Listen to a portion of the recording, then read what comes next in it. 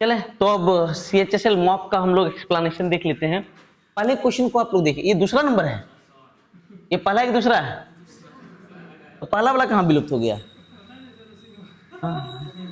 चले ध्यान दीजिएगा, एक कक्षा में 480 छात्र हैं, उनमें से 15% एक परीक्षा में अनुत्तीर्ण हुए। कितने उत्तीर्ण हुए? जब सुनिए 15 अनुत्तीर्ण हुए माने 3/20 अनुत्तीर्ण हुए तो उत्तीर्ण कितना? 17/20। तो 480 का 17/20, तो सुनिए ये 24 बार में 7 कितना 28, अंत में 8 होना चाहिए। तो सुनिए एक बात बताता हूँ, एक यहाँ पर देखिए, अगर लगने लगे कुछ डिजिटल सम कर लेना। यहाँ का डिजिटल सम कितना 6, यहाँ का 8, 8 6 कितना 48, 48 8 4 कितना 12, 12 मतलब 3, 12 मतलब 3, कहाँ पर 3 हो रहा है? 408। डिजिटल सम के थ्रू जा सकते हो, क्योंकि जो लेफ्ट हैंड साइड होगा वही राइट हैंड साइड होना है। नेक्स्ट क्वेश्चन को देखिए, क्वेश्चन नंबर 2, चक्रवृद्धि ब्याज की निश्चित दर पर 15 वर्ष में दुगनी हो जाती है, 4 गुना हो जाएगा कितने वर्षों में? CI से। तो CI में क्या होता है? यहाँ ज्योमेट्रिक प्रोग्रेशन में चलता है। किस प्रोग्रेशन में चलता है? ज्योमेट्रिक। तो सर 2 गुना अगर 15 वर्ष में हुआ तो फिर अगला जो 2 गुना होगा वो कितने वर्ष में होगा? 15 वर्ष।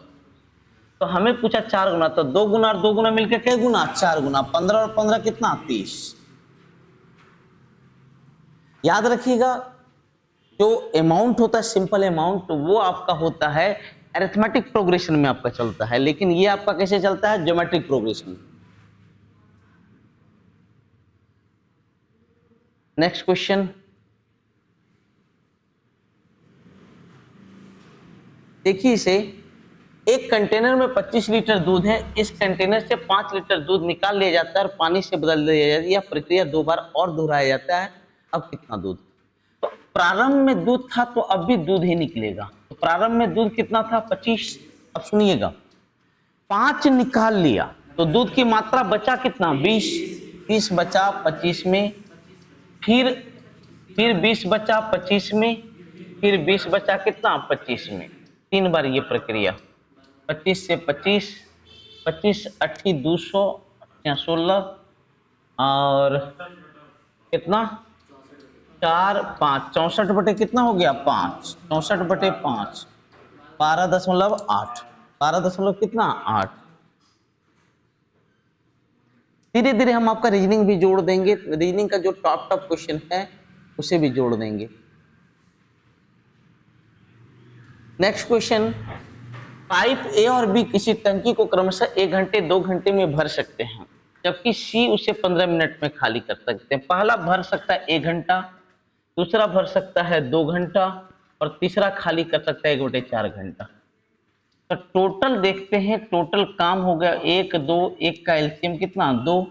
ये 2 के भाव से न जी, और ये 1 के भाव से, और ये कितना? -4 के भाव से। लिखता है A और C को 7 सुबह, सुनिए, अरे रे, C भरी हुई टंकी को 1 घंटा 15 मिनट में, 1 घंटा 15 मिनट मैंने 5/4 हो गया ना जी, 5/4 हो गया, 5/4 हो गया। तो 5/4 हो गया, 1 घंटा 15 मिनट दिया है, मतलब कितना हो गया? 5/4। रुकिए, चेंज हो गया डेटा, हम सिर्फ 15 मिनट उसको पढ़े हैं। तो लिखा है कि C भरी हुई टंकी को 1 घंटा 15 मिनट में खा, एक भर सकता है 1 घंटा में, दूसरा भर सकता है 2 घंटा में, ये 1 घंटा 15 मिनट में खाली कर सकता है। मैंने -5 बटे कितना? 4। तो देखिए एलसीएम 5 हो गया, ये हो गया, हाँ 10 हो गया, 10 ले लीजिए, 5 और 2 का ऊपर वाले का एलसीएम 10 हो गया, तो यहाँ हो गया +10, ये +5 -8। अब सुनिए, A और C को एक साथ सुबह 9 बजे चालू किया जाता है और 2 घंटे के बाद, माने A और C को 2 घंटा चलाया जाता है। तो 2 घंटा चलाया जाएगा तो हर एक घंटा 2 भर रहा, तो 2 घंटा में कितना? 4 भर दिया, तो बचा कितना? 6। 2 घंटे बाद केवल A को बंद किया जाता है और B को चालू किया जाता है। अब B और C चल रहा है। अब कौन कौन चल रहा है? B और C। तो ये खाली करेगा कि भरेगा? किस भाव से? 3 के भाव से। तो 3 के भाव से जो खाली करेगा वो भरल का ना खाली करेगा। अब सीन ऐसा है, देखिए सीन ऐसा है, 4 भरा हुआ है और 6 खाली है। अब सीन ऐसा, अब ये दोनों मिला तो खाली करेगा, किस भाव से खाली करेगा? 3 के भाव से। तो भरलका को खाली करेगा तो माइनस माने 4 को खाली करेगा किस भाव से? 3 के भाव से। मतलब 1/1/3 गुना 60 माने 1 घंटा कै मिनट? 20 मिनट। क्या वजह से? तो देखो यहाँ 9 बजे से 2 घंटा 11 बजे से 1 घंटा 20 मिनट, तो 12-20। समझ में आ गया? नेक्स्ट छठा को देखिए। अब चूंकि सर डांटे हैं अभी हमको, हाँ सर डांटे, अरे कोई दिक्कत नहीं। हम सुनिए एक बात मैं बताता हूँ, हमेशा एक बात जान लीजिएगा, हम यहाँ सिर्फ डेवलपमेंट के लिए आए हैं। बिजनेस जो करना है करने दीजिए बिजनेस वाले को, मेरा काम है ज़्यादा से ज़्यादा आपका डेवलपमेंट देना, रिजल्ट देना। और कुछ चीज़ें ऐसी होती है जो कि जहाँ पर के टाइम जाया नहीं किया जाता है। अब छोटे छोटे क्वेश्चन को बता करके टाइम जाया करना वो फायदा का सौदा नहीं। कंपनी C1 द्वारा रेफ्रिजरेटर के उत्पादन तथा कंपनी C6 द्वारा रेफ्रिजरेटर, तो C1 का रेफ्रिजरेटर 100 और C6 का कितना है? 50। 2:1। नेक्स्ट, आपसे डर हमें भी लगता है सर, आपको विश्वास नहीं है, चलिए ध्यान दीजिए। एक हवाई जहाज जमीन से इतना मीटर की ऊंचाई पर उड़ते हुए एक क्षण में दूसरे हवाई जहाज के ऊपर से ऊर्ध्वाधर गुजरता है। जब जमीन पर एक ही बिंदु से दोनों जहाजों की ऊंचाई का ऊंचाई कोण 60 डिग्री और 45 डिग्री है, तो उस क्षण हवाई जहाजों के बीच, देखिए सीन ऐसा है,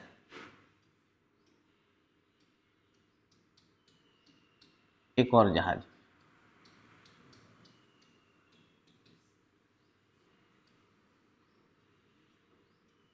एक जहाज कितना किलोमीटर ऊंचाई पर उड़ रहा है? 5। इसका उन्नयन कोण और इसका उन्नयन कोण यही है क्या? यही है। तो क्या यहाँ कुछ और लिख रहा है? मैं गलत लिख चुका। देख क्या लिखा है, एक हवाई जहाज जमीन से 5000 मीटर की ऊंचाई पर उड़ते हुए एक क्षण में दूसरे हवाई जहाज के ऊपर, मैंने ऊपर वाला का ऊंचाई दिया है। किसका ऊंचाई दिया है? ऊपर वाले का। ये 5 किलोमीटर, ये है 60 और ये कितना? 45। ये 60। अगर ये देखिए, सुनिएगा, एक्स पैक्स मानने वाला सिस्टम गया, हाँ एक्स वाला सिस्टम में खा जाइए उसको। 45 मतलब ये एक, तो ये भी कितना? 1। अच्छा 10 60 बराबर क्या होता है? √3/1। तो √3/1 माने इसका मान कितना हो गया? √3। अब √3 का मान कितना है? 5। तो 1 का मान निकाल लीजिए। ये दोनों के बीच का पूछ रहा है क्या? दोनों हवाई, ठीक है, ये पूछ रहा है। तो सुनिए √3 का मान कितना है? 5। √3 का मान है, √3 का मान है 5। तो इन दोनों के बीच का दूरी हो गया √3 - 1। तो √3 - 1 का मान हो गया 5/√3 इंटू √3 माइनस क्या? 1। कौन सा? C number. हाँ, ये मैंने 5 किलोमीटर लिख दिया, वहां 5000 मीटर लिखा हुआ और कोई अंतर नहीं है। नेक्स्ट क्वेश्चन, वर्गों का योग देखिए 0 दिया है। नहीं, सेम क्वेश्चन आपको पढ़ाया गया कई बार क्लास में। सुनिए इधर, वर्गों का योग अगर 0 हो तो प्रत्येक टर्म का मान क्या होता है? 0। तो यहां से बन गया 2x + y - 2z = 0, 3x + y - 3z = 0 और 2y + z - x = क्या? 0। तो देखिए जनरली क्या है, तीनों को जोड़ने वाला ही सिस्टम रहता है जनरली। तो हम देखते हैं 2x 3 2 कितना? 5, 5 में गया तो कितना? 4 और y भी 4 और z कितना? ठीक है, अगर मैं सबको जोड़ दूं तो 4x + 4y और अब माइनस कितना? -4z = 0। यहां से हो जाएगा x + y, 4 कॉमन लेके x + y बराबर क्या होगा? z। x plus y equal to क्या, z। सेम क्वेश्चन एकदम, हर चीज हमें लगता है कि जितना आप लोग को ऑफलाइन में पढ़ा दिया गया या ऑनलाइन में पढ़ा दिया गया है उससे ज्यादा कहीं कुछ अभी तक तो नहीं मिला है। डेली 50 क्वेश्चन का एक्सप्लेनेशन आपका जा रहा है, कहीं नहीं। ए प्रकार की 32 कुर्सी का क्रय मूल्य इतना है, बी प्रकार के 96 का मूल्य इतना है, बी प्रकार की एक कुर्सी और बी प्रकार की एक मेज के विक्रय मूल्य का योग इतना है, बी प्रकार की मेज के विक्रय पर अर्जित लाभ 50% है, बी प्रकार की कुर्सी का विक्रय मूल्य ए प्रकार की कुर्सी के विक्रय मूल्य के बराबर है, तो ए प्रकार की 36 कुर्सी को बेचने पर। कितने लोग इस सवाल को बनाए? मैंने क्या है, मैंने क्या किया है ना, मैंने सुनिए उसने क्या किया, एक कपड़ा में जलेबी का मटेरियल लिया और उसको खूब घुमाया है और कुछ नहीं किया, सिर्फ जलेबी का मटेरियल लेके घुमाया। अच्छा, एक कुर्सी का क्रय मूल्य कितना हो गया? 32 या 96, 32 रुपया, 31, हाँ 31 है, और एक 34 बार में 34। तो सुनो, एक कुर्सी का कॉस्ट, एक कुर्सी का कॉस्ट कितना, 31, और बी मेज कॉस्ट कितना हो गया, 34। फिर लिखा है बी प्रकार की एक कुर्सी, अब बी प्रकार का अभी तक कुर्सी दिया हुआ नहीं है, और बी प्रकार की एक मेज, बी प्रकार की मेज का विक्रय मूल्य 132। तो सुनो, 132 है किसका, हाँ, तो बी कुर्सी प्लस बी मेज का सेलिंग है कि कॉस्ट है, सेलिंग 132। अब इसको मान रख सकते हैं यहां पर, क्या नहीं रख सकते हैं, क्योंकि ये कॉस्ट है और ये क्या है, सेलिंग है। ये कॉस्ट है, ये सेलिंग है, मान नहीं रख सकते हैं। पी प्रकार की मेज के विक्रय मूल्य पर अर्जित लाभ 50%। अब देखो इसका जो पी प्रकार की इस पे इसका सेलिंग प्राइस कितना परसेंट है, लाभ 50%, माने 17 रुपये लाभ लेकर के बेचेगा, सेलिंग है तो कितना, 51। माने बी प्रकार का सेलिंग, इसका जो सेलिंग है वो कितना है, 51। तो बोलो इसका जो होगा, बी कुर्सी का सेलिंग कितना हो गया, बी कुर्सी का सेलिंग हो गया 81। नेक्स्ट, पी प्रकार की कुर्सी का विक्रय मूल्य, विक्रय मूल्य तो है ए प्रकार की कुर्सी के विक्रय मूल्य के बराबर है, तो बी प्रकार के कुर्सी का विक्रय मूल्य तो 81 रुपया, तो और ए प्रकार के कुर्सी के विक्रय मूल्य भी क्या है, बराबर। तो ए प्रकार का ए कुर्सी का सेलिंग ये भी इसके बराबर है ना जी, तो इसका भी कितना, 81। तो ए प्रकार के 36 कुर्सी को बेचने पर मूल्य, तो 36 को बेच दीजिए। रुके, तो रुके, क्या क्या दिक्कत है, कर सकते हैं, सुनिए एक मिनट, कर सकते हैं, सुनिए, ए रुके, काहे नहीं कर सकते, खूब कर सकते हैं। अच्छा, एक कुर्सी का विक्रय मूल्य है और एक कुर्सी का क्रय मूल्य कितना है, 31, तो लाभ कितना का, 50 का लाभ, और 36 फिर हमें लाभ पूछ रहा है, गुना 36 बराबर 180, 1800। मैंने क्या है, कुछ नहीं, सवाल में रत्ती भर दम है नहीं है, सिर्फ जिलेबी घुमाया है और उसी में बच्चे लोग फंस के रह गए। 10 को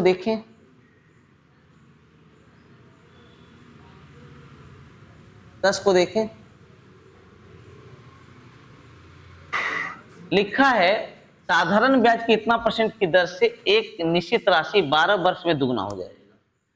तो ऐसे भी देखिए, सबसे पहले 12 वर्ष में दुगना होने के लिए यहां पर बटे 12 के रूप में ये लिखाएगा क्या, 100 बटे 12, सुनो 8.33 होता है, कितना होता है, 8.33।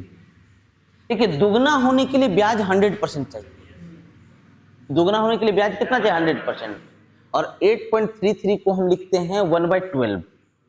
अरे कितना लिखते हैं, 1/12, 1/12 कटेगा तो वो आपका दुगना होगा, ये संभव ही नहीं। यहाँ पर 8.33 होता तो सही होता, नहीं तो ये वाला क्या है, गलत। 10% वार्षिक ब्याज की दर से 1000 रुपया 3 वर्षों में इतना हो जाएगा, तो बिल्कुल ये सही है। क्यों सही है, तो सुनो, माने अमाउंट है 1331 1000 का, क्या साल में, 3 साल में, 11-10 11-10 11-10, माने 110 बटे कितना, 100, तो दर कितना 10%, सब मैच कर गया। तो कौन सा कथन सही है? कथन 2 सही है, पहला गलत।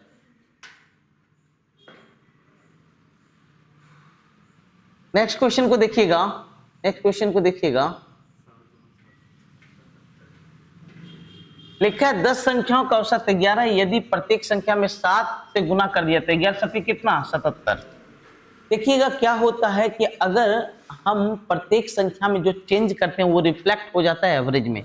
अगर प्रत्येक संख्या में हम k जोड़ेंगे, एवरेज में k जुड़ेगा, प्रत्येक संख्या में k घटाएंगे, एवरेज में k घटेगा, प्रत्येक संख्या में k से गुना करेंगे, एवरेज में k से गुना होगा, प्रत्येक संख्या में k से भाग देंगे, एवरेज में k से भाग होगा, प्रत्येक संख्या को k% से बढ़ाएंगे तो एवरेज भी k% बढ़ेगा, प्रत्येक संख्या को k% घटाएंगे तो एवरेज भी k% घटेगा। तो आप लोग बहुत तेज हैं, you all are doing good. Next next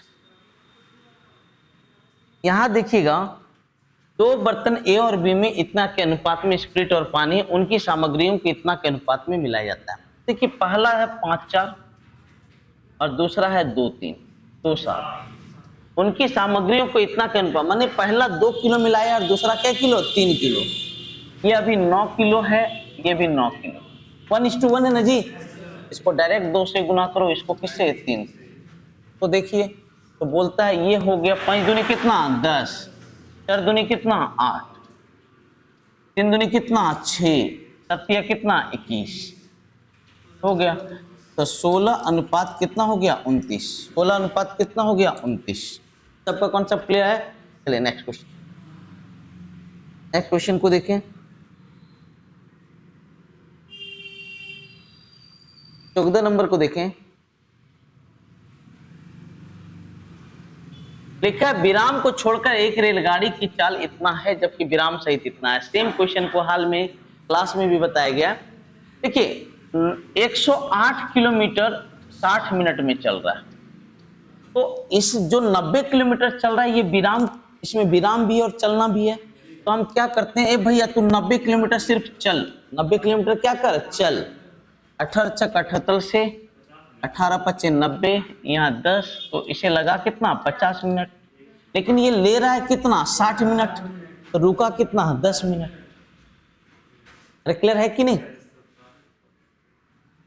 अभी तक एक भी क्वेश्चन नहीं था जो मैंने मिनट भर ले आप लोग का।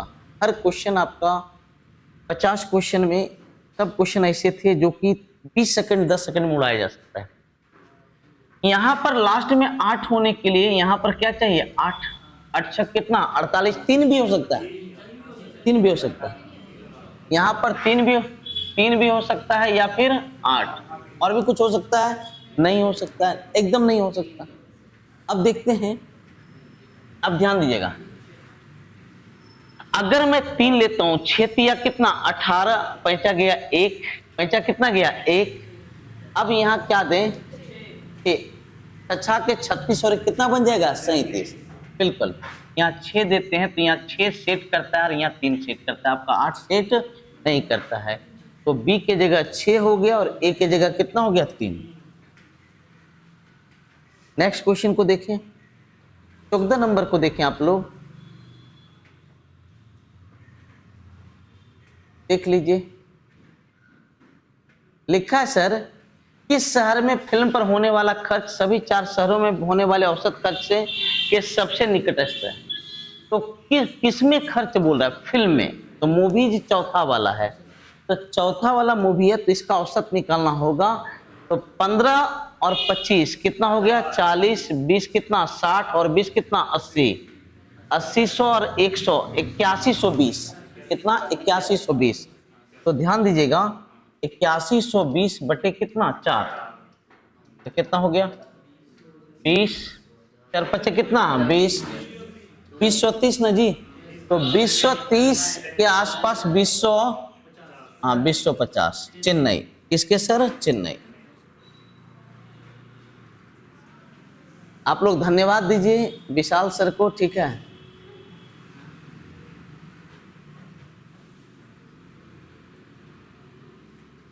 लिखा है, इसे देखिए, एक बात बताता हूं, यहां पर अगर cos है तो इसे भी cos में कन्वर्ट करो, तो क्या लिखेंगे 2 into 1 minus cos square theta plus 3 cos theta बराबर 3। तो cos को x मान लो, तो ये माइनस 2x स्क्वायर है ना जी, तो उधर जाके 2x स्क्वायर प्लस में हो जाएगा, प्लस 3x है तो उधर जाके क्या माइनस 3x, ये प्लस 2 है उधर जाके क्या होगा माइनस 2, 3 में से 2 गया तो कितना 1। ये आपका जो टूटेगा ये किस में टूटेगा, माइनस 2x और माइनस x में। तो हल कीजिए, 2x कॉमन लिया तो x माइनस 1 और यहाँ माइनस 1 कॉमन लिया तो x माइनस 1। तो जब आप देखेंगे तो 2x minus 1 into x minus 1 है कि नहीं। अब यहाँ से निकलेगा cos थीटा का मान, चूंकि x क्या है cos थीटा 1 भी है या हाफ भी है, 1 भी है या क्या है हाफ भी है। तो या तो थीटा का मान कितना 0 या फिर कितना 60, 0 तो नहीं होगा। बोलो काहे 0, वहां लिख भी दिया, कंडीशन भी देखिए, यहाँ कंडीशन देखिए, कंडीशन को देखिए तो 60, तो cot 60 का मान 1/√3 तो 1/3 और sec 60 का मान कितना 2, 4 हो गया, 4 पूर्णांक 1/3, 4 पूर्णांक 1/3। चले नेक्स्ट क्वेश्चन को देखें, 17 नंबर को।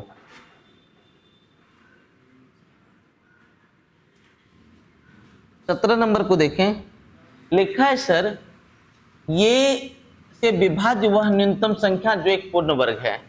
तो देखिए 2, 3, 5, 6, 9 और 18 इन सब से भाग लगने वाली संख्या कौन है, एलसीएम निकालते हैं। अच्छा 2 से कट रहा है, 3 से कट रहा है, 6 से कट रहा है, 9 से कट रहा है, 5 से नहीं कट रहा है, 5 दे दो।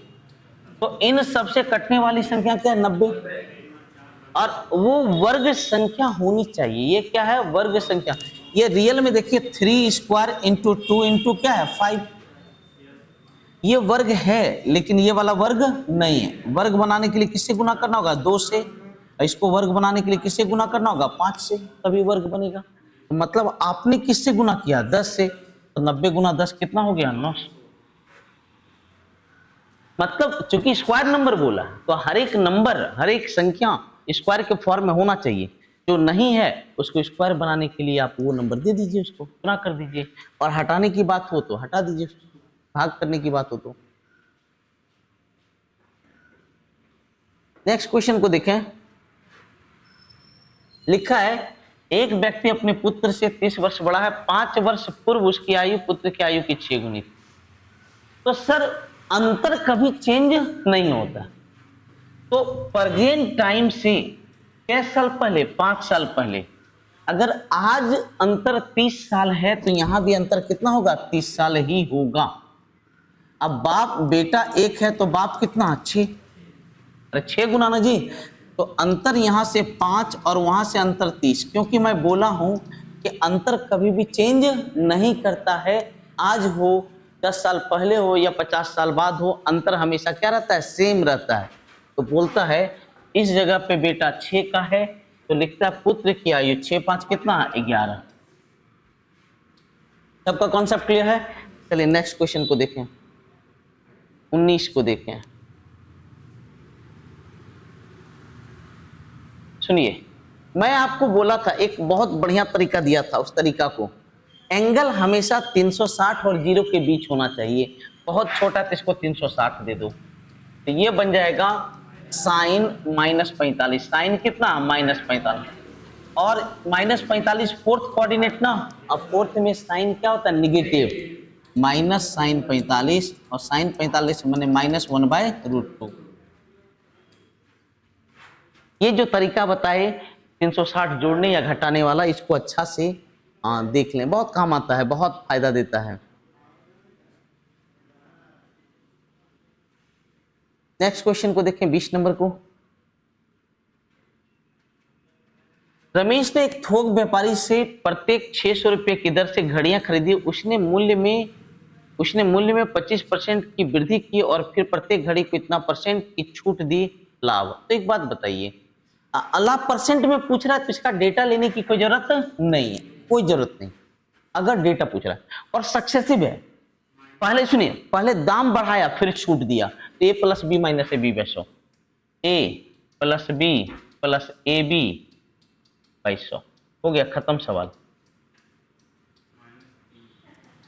10%, कितना परसेंट हो गया? 10%। जब भी लगातार हो, क्योंकि क्या करता है दुकानदार, क्या करता है पहले कीमत बढ़ाता फिर छूट देता, तो लगातार हो गया। और लगातार की जब भी बात हो तो वहां A plus B plus A B 2200 हम आसानी से लगा सकते हैं एकदम। नहीं तो डेटा मान के भी आप कर सकते हैं, वो भी आसान है, कहीं कोई दिक्कत नहीं।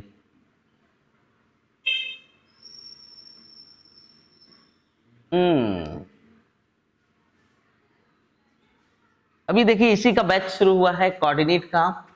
एक किस मान के लिए समीकरण ये था, ये एक अद्वितीय बिंदु, अद्वितीय मतलब एक हल, यूनिक हल, यूनिक हल।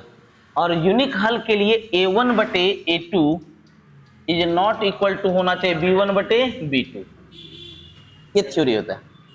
तो x का कोफिशिएंट क्या है यहाँ पर k, और यहाँ x का कोफिशिएंट 3, वहाँ y का कोफिशिएंट -2, यहाँ y का कोफिशिएंट, तो k is not equal to -6। -6 को छोड़ करके कुछ भी हो सकता है। सबका कॉन्सेप्ट क्लियर? नेक्स्ट, कोऑर्डिनेट अभी शुरू भी हुआ है, शाम में कितने बजे? 5 बजे। लिखा है इतना रुपया अगर राशि 3 महीने के लिए साधारण ब्याज इतना रुपया है, तो सुनिएगा आसान है लड़का, 3 महीना कहते इसको साल भर बनाने के लिए 4 से गुना करना होगा, तो 4 से गुना करो, तो ये तो 2 रुपया बन गया। ये 4 से गुना करेंगे 5200, और 4 से गुना करेंगे 320, 5520, और ये 2 रुपया 5522, तो 5522 रुपया ब्याज है कितना का? रेट ही पूछ रहा है, 50-200 का गुना 100%, यही है आंसर। 1 साल का निकाल लीजिए, हमेशा 1 साल का निकाल लीजिए, ब्याज बटे मूलधन गुना 100%। और ये सब शॉर्टकट आपको आनी चाहिए, बोला ना कि आप लोग भविष्य के ऑफिसर हैं, तो ये सब शॉर्टकट आना चाहिए। ठीक है, कितना आ रहा है जी? ऐसे भी देख लीजिए, ऐसे भी देख लीजिए, 10 से करेंगे 50-120, 5522 डायरेक्ट 11 में कट रहा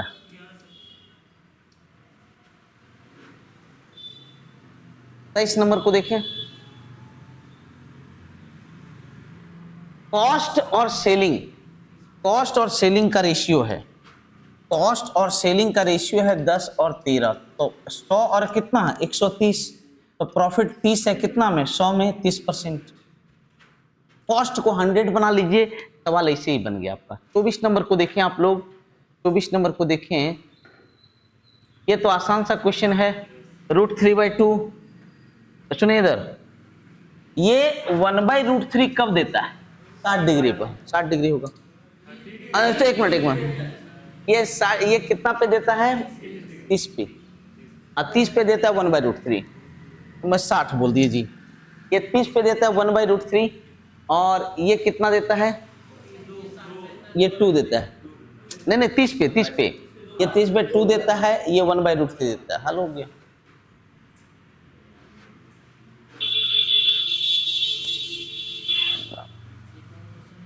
सबसे बड़ी और सबसे छोटी एलसीएम निकालना यहाँ पर ज्यादा आसान है कि नहीं? यहाँ एलसीएम निकालना ज्यादा आसान है, तो एलसीएम कितना? 60। 60 से गुना करेंगे, 60 से गुना करेंगे, 15 किया कितना? 45, 12 चौका 48, 30 दूनी 60, 10 पचे 50, और 30 किया कितना? 90। तो सबसे बड़ा है 90 और सबसे छोटा क्या है? 30। ये सबसे छोटा, ये सबसे बड़ा, 3/2। हाँ, ये हो गया। सबका कॉन्सेप्ट क्लियर? इस प्रकार आज का टेस्ट बहुत बेहतरीन तरीके से एक्सप्लेन हुआ। और रात अच्छा कोई दिक्कत